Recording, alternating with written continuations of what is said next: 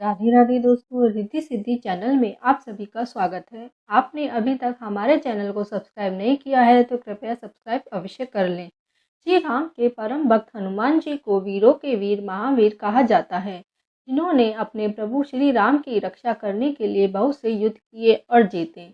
इन्होंने अपने पराक्रम से बड़े बड़े राक्षसों का नाश किया। इतना ही नहीं, इन्होंने अपने पराक्रम से शनिदेव, बाली, अर्जुन, भीम जैसे बड़े बड़े वीरों को युद्ध में पराजित करके उनका अभिमान चूर चूर किया।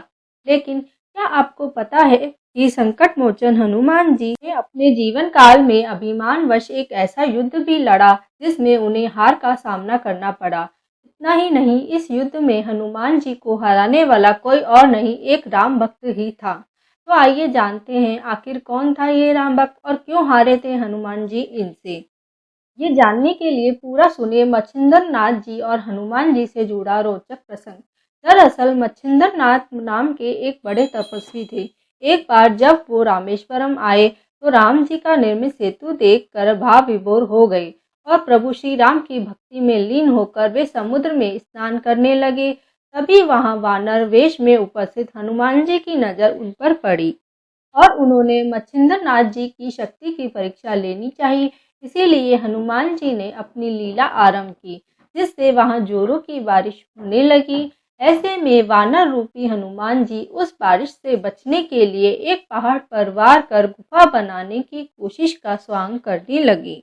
दरअसल उनका उद्देश्य था कि मच्छिंद्र नाथ का ध्यान टूटे और उन पर नजर पड़े, और वही हुआ। मच्छिंद्र नाथ जी ने तुरंत अपने सामने रखे पत्थर को तोड़ने की चेष्टा करते हुए उस वानर से कहा, हे वानर, तुम ऐसा मूर्खता क्यों कर रहे हो? जब प्यास लगती है तब कुआं नहीं खोदा जाता। इससे पहले ही तुम्हें अपने घर का प्रबंध कर लेना चाहिए था। ये सुनते ही वानर रूपी हनुमान जी ने मच्छिंद्र नाथ जी से पूछा, आप कौन हैं? जिस पर मच्छिंद्र नाथ जी ने स्वयं का परिचय दिया, मैं एक सिद्ध योगी हूँ और मुझे मंत्र शक्ति प्राप्त है। जिस पर हनुमान जी ने मच्छिंद्र नाथ जी की परीक्षा लेने का उद्देश्य से कहा, वैसे तो प्रभु श्री राम और महाबली हनुमान जी से श्रेष्ठ योद्धा इस संसार में कोई नहीं है, पर कुछ समय उनकी सेवा करने के कारण उन्होंने प्रसन्न होकर अपनी शक्ति का एक हिस्सा मुझे दे दिया है।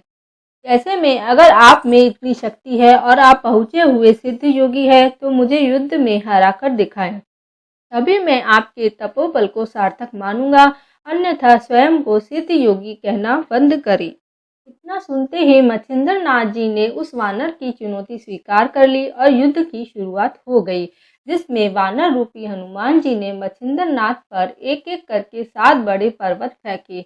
पर इन पर्वतों को अपनी तरफ आते देख मच्छिंद्र नाथ ने अपनी मंत्र शक्ति का प्रयोग किया और उन सभी 7 पर्वतों को हवा में स्थिर कर उन्हें उनके मूल स्थान पर वापस भेज दिया। इतना देखते ही महाबली को क्रोध आया।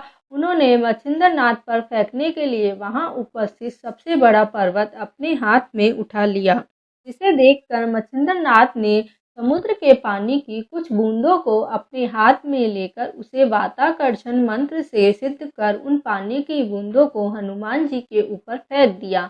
इन पानी की बूंदों का स्पर्श होते ही हनुमान जी का शरीर स्थिर हो गया और हलचल करने में भी असमर्थ हो गया।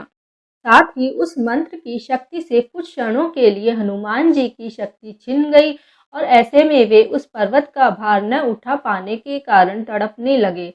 तभी हनुमान जी का कष्ट देख उनके पिता वायुदेव वहां प्रकट हुए और मच्छिंद्र नाथ जी से हनुमान जी को क्षमा करने की प्रार्थना की।